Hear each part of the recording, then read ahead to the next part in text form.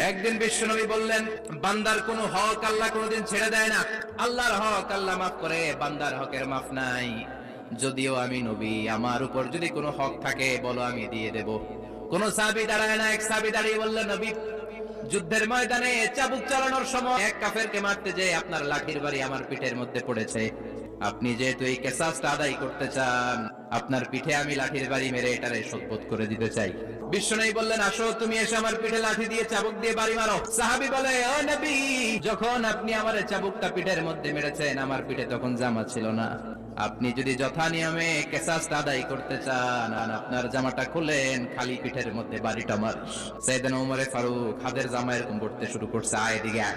বিশ্বনবী বললেন, ওমর থামো, মারতে দাও। বিশ্বনবী উনার জুব্বাটা উপরের দিকে উঠালেন, পিঠের মধ্যে বাড়ি দেওয়ার জন্য ওই সাহাবীকে ডাকলেন। ওই সাহাবী বিশ্বনবীকে পিছন দিক থেকে জড়িয়ে ধরে ওই